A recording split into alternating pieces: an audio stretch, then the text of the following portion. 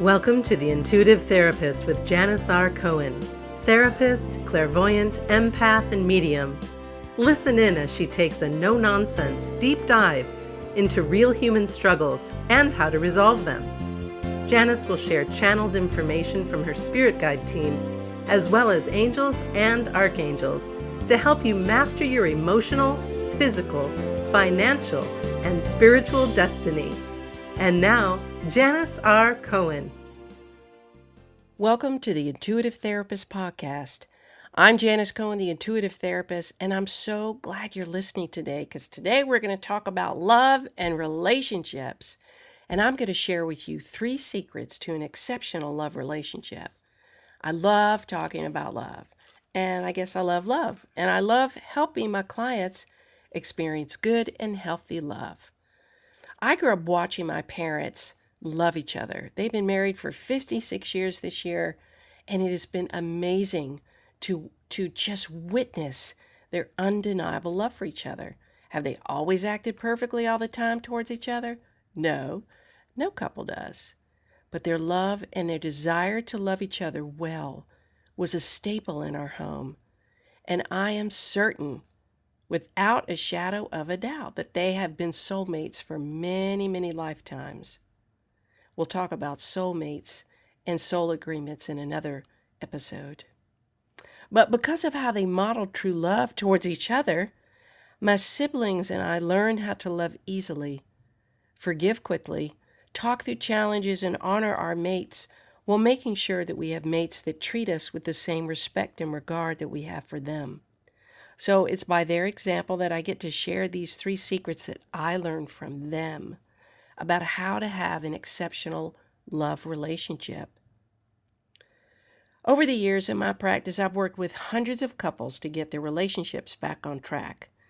And by the time they come see me, their relationship is in pretty bad shape, and they need some intense and immediate intervention to begin to repair the damage that's been done. They need to feel heard by their spouse. They need to believe that what they feel and think matters. They need to learn how to communicate with each other so that their spouse will listen to them. They need to understand what underlies their behaviors and their choices in the relationship so that they can course correct and build on what works. They need a neutral party to help them. When clients come in for therapy, I tell them this one truth. And this one truth matters above all else. Because if this truth doesn't exist, all efforts to repair their relationship will be in vain. The truth is this: each partner must be entirely committed to making the changes necessary to improve the relationship, or the relationship repair will not happen. You cannot have one foot in the relationship and one foot out the door. You have to be all in. I've had couples sit on my couch who have already filed for divorce, and their coming to see me is their last-ditch effort. They say, "Janis, we don't know what else to do. We want to save our marriage, but we've been in counseling before and nothing's worked. Can you please help us try to salvage our relationship?" And I tell them I'll do whatever it takes that I can to help them, but it's their job to do whatever it takes to help themselves make their relationship great again.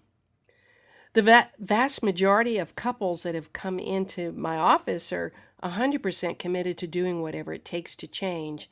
And to be very honest, it's the most beautiful thing to witness the shifts. They develop more compassion for each other. They develop more insight and understanding about how each of them has contributed to their challenges.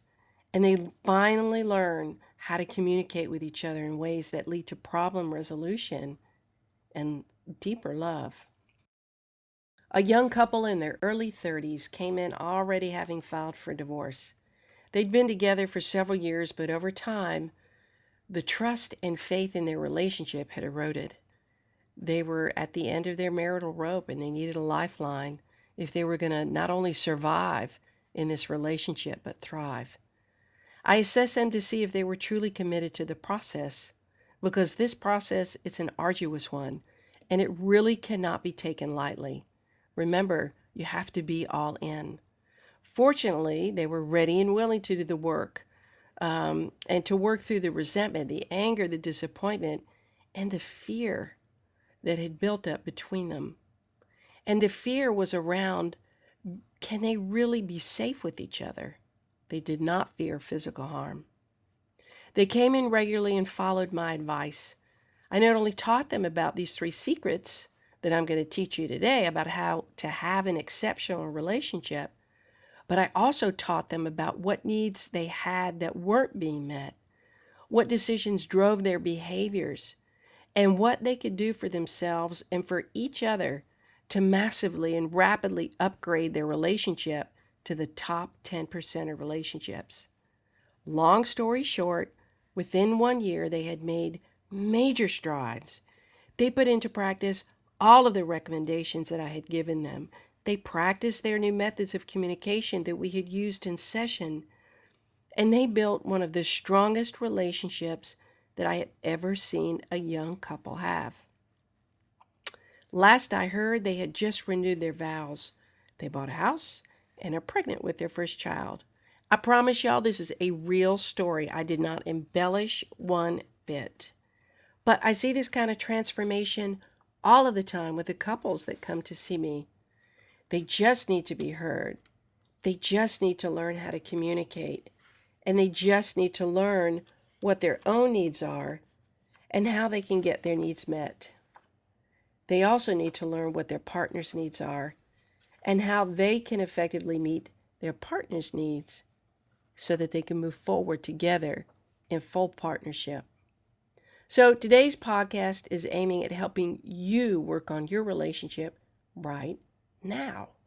Granted, this does not take the place of effective couples therapy, but it is a beautiful place to begin to think about how you can take your relationship to new heights. I can tell you that a relationship can begin to change even if one person is doing the work and breaking the destructive patterns. You may be in a partnership where the other half of you, the other partner, does not want to do any work, but you want to be in a relationship.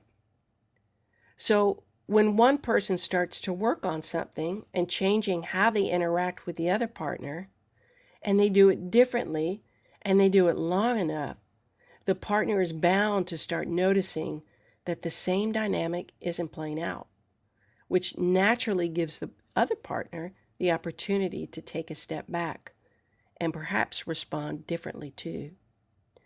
The bottom line is this, y'all.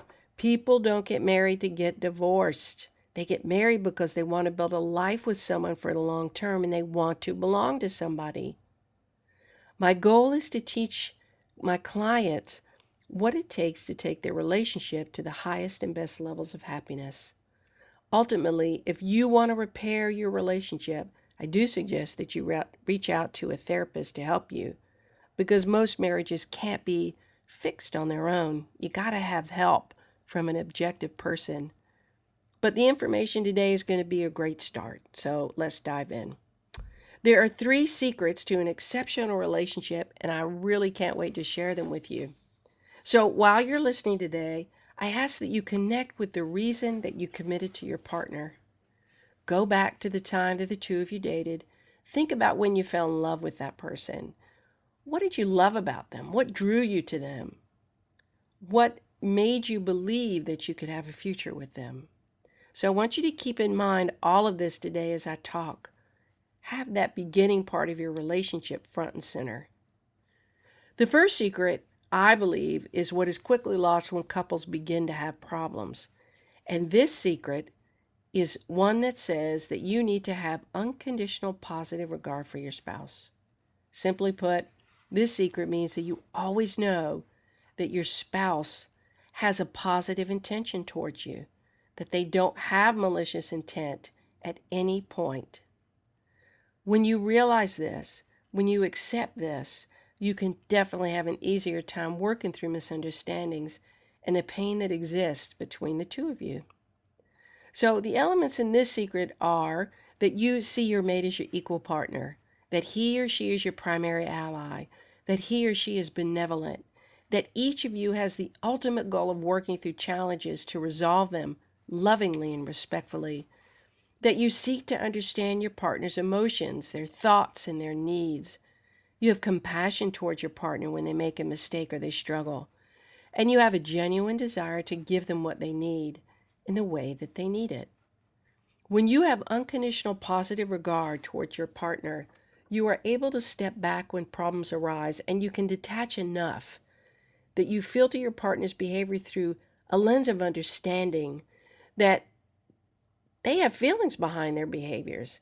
And it's not just behaviors being behaviors with a negative intention towards you. So here's another story. I worked with a couple who was in their early 40s. They had been together for a while, and they had 3 children. And they had many years invested in their relationship, even before they had children. But they were experiencing a lot of stress and strain, and they needed help, and fast. They knew that they wanted to not only salvage their relationship, but reconnect with each other in ways that enriched their marriage. Both of these adults worked, and the woman also kind of took the lead of taking care of the 3 children, ages 5, 3, and 6 months. That's a lot of stress to deal with. Unfortunately, they'd lost touch with each other, and they didn't really know how to find their way back to one another. And they didn't know how to best communicate with each other in a way that worked. She needed to feel like there was more of an emotional connection that she had with her husband to share herself, both emotionally and physically. And he needed to be validated and to feel wanted. Within a 3-month period of hard work, and I'm telling you, they worked hard, they fought for their marriage. They had learned about each other in new ways, and they began to solidly repair their relationship. The couple that once sat on separate ends of the couch, and I mean literally hugging the ends of the couch, facing away from each other, pissed, they were now sitting right next to each other, gazing in each other's eyes lovingly and with compassion and understanding. They took my advice and established time for themselves and created new memories for each other by making their relationship a priority instead of letting life and responsibilities consume them. They had to learn how to overcome the awkwardness that reconnection brings. They had to consciously do for each other until the behaviors became natural. But they did it. And they did it because they had the following beliefs. They believed that there was treasure in their relationship. They believed that they could find the treasure in their relationship again. They believed that they were fully committed to finding it. And they also believed that it was completely worth it, worth all the work it took to make their relationship beautiful again. Their love life improved, and they no longer resented the other for what they weren't getting. In fact, they couldn't talk enough about how they were getting all of their needs met. They identified ways that they could meet each other's needs in ways that really worked, and can now naturally and genuinely model these loving ways to their children so that their little babies will grow up into adults who consciously choose partners that are loving, that are respectful, and who can give them what they need. Again, did not make up this story, true story. So the second secret that I want to share with you today is offering genuine forgiveness. If you don't learn anything else from today's podcast, learn this. Forgiveness, true forgiveness, is the key to a healthy relationship. And I'm not talking about saying you forgive your partner to shut them up and then secretly harbor resentment towards them over time. If you do that, there is no point in offering forgiveness because it's fake. I'm talking about real, honest, and true forgiveness of your partner and yourself, where you're willing to work through your partner's offense with them, where you openly listen to what they need and why they have behaved the way they did. And you create a space for your partner to take responsibility for their behavior. And you create a space where you can take responsibility for yours. This is a tough one for most people because we tend to stay defensive when we feel hurt. But if you're somebody who needs your spouse to beg for your forgiveness, so that because you believe that in order for your relationship to heal, they have to beg it because they have to beg for it because that's the only way that you'll know that they mean it. It really means that you are way more concerned with being in control and manipulating your spouse than loving them. I completely understand how it might take a moment or two, and I mean a moment or two. I don't mean days, I don't mean hours. I mean a few moments to come down from intense emotions. But withholding true forgiveness from your spouse is punishing, and it causes more damage to an already struggling relationship if that's where you're at. I encourage my clients to intentionally sit down, listen to one another, and hold a genuine space for resolve and repair. Couples need to learn how to invite their partners to help them resolve the pain that they experience, even if their partner was the one that had behavior that caused them pain. When you truly forgive someone, you accept their request for forgiveness. While you may have some hesitancy to let go of your skepticism that your partner really actually may mean what they say, you need to accept their offering in good faith until they prove otherwise. And if you find that you can't let go of an issue, you have to understand that it's you that's struggling to find peace with it. And you just might need to get some professional help to work through it, redefine it, so that it doesn't bring toxicity into the relationship. Lastly, if there's something you need to ask forgiveness for, then by all means do that with your spouse. It takes a lot of strength to apologize and ask for forgiveness. And I can tell you this, it really does bring people closer, asking for forgiveness and offering forgiveness. Look, no one's perfect. Mistakes are going to be made on both ends. But if you want to truly fix your relationship, you have to make room for the fixing, and you have to make that a priority. You must have unconditional positive regard for your partner and genuinely offer forgiveness. Here's another story. If you haven't noticed already, I do work with a lot of couples who have children and who are trying to figure out how to balance everything. But this couple was stuck. One of the primary decisions that they needed to make was which one of them was going to find a better job that allowed them the flexibility to spend more time together. As it turns out, the wife kind of knew that she wanted to downsize her job, and she wanted to do that for a while.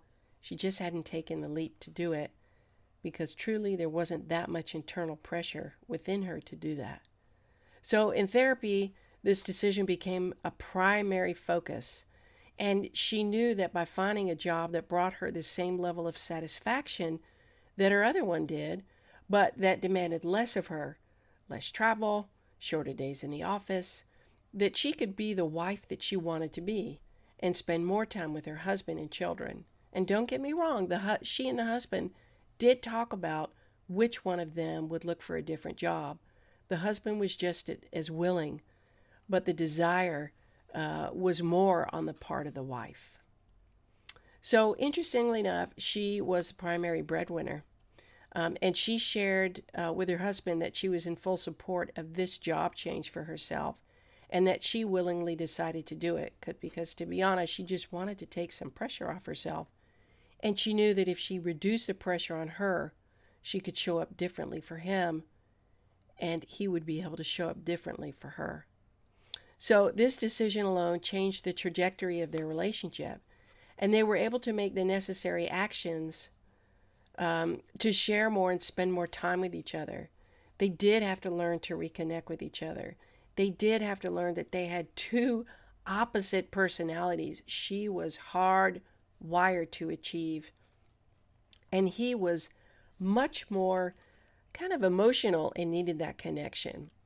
So by her staying home more and reducing her hours and reducing the pressure, it allowed her to be more emotionally available for her husband. The last secret is secret 3, and it has to do with priorities. You know, when something is important to you, you'll make sure that you get it done. If you want to repair your relationship, you must make sure that that's your number one priority above all else, above your job, above your relationship with your children. Yes, I did say above your relationship with your children. Because your relationship with your partner needs to be intact and healthy so that you can model good, sweet love to your children to teach them how to find good, sweet love too. Your partnership is the glue that holds the family together, so you have to make sure that making your relationship healthy is a number one priority. It's where the third secret has to do with putting your partner first. When you're in a healthy relationship, you and your partner must make sure that your partner's needs are met first. Let me explain what I mean if that sounds a little confusing. I'm not talking about practicing martyrdom, by no means, because martyrdom is not part of an equal partnership. I'm talking about you loving your spouse enough to want to make sure that you meet your partner's needs before your own. I see so many couples who struggle with this. Usually there's one partner who gives more and who tends to take more. It's just how most partnerships work. But when each of you puts your partner's needs first, with a genuine desire to make your partner happy, your relationship grows leaps and bounds. When you put your partner first, their happiness and their emotional safety trumps yours, because you know in your heart that seeing them happy makes you happy. This means that if your partner wants or needs something, and you know that it would bring them happiness and perhaps eliminate any pain, you make sure they get it. Whether it means offering them emotional, financial, or physical support, you just do it. When I work with couples, I teach them about how to establish their sacred kingdom, where they work every day to surround themselves and their partnership in a bubble of love so that nothing toxic gets in. And this includes outside relationships with other family members, with in-laws, with professional relationships, with friendships. I'll be talking about how to create the sacred kingdom in another podcast, but for now, it's enough for you to remember that your relationship with your spouse, it's one of the most important relationships you can have outside of the relationship that you have with yourself. When you put your partner first, you're of the mindset that you'll do whatever it takes to bring happiness, love, peace, and safety to them every single day of your life. I could tell you without a shadow of a doubt that the top 1% of couples that are truly, truly happy is that they wake up every day saying to themselves, what can I do today to show my partner that I love them, that I honor them, that I need them, and that I respect them? I hope you've gotten some golden nuggets today, because I really want you to begin to make strides to make your relationship amazing. Unfortunately, not all couples are meant to stay together, but most couples can if they're committed and if they fight for their love, not compete with each other to win an argument or to be right. And if they do everything they can to make changes that they need to elevate their relationship above all other relationships. So thanks for listening today. This is Janis Cohen, the intuitive therapist, wishing you a wonderful day, a blessed week, and as always, recommending that you live intuitively. Thanks for listening to The Intuitive Therapist with Janis R. Cohen. If you like what you heard, the best compliment you can give us is to share this podcast with a friend and subscribe, rate, and review at iTunes.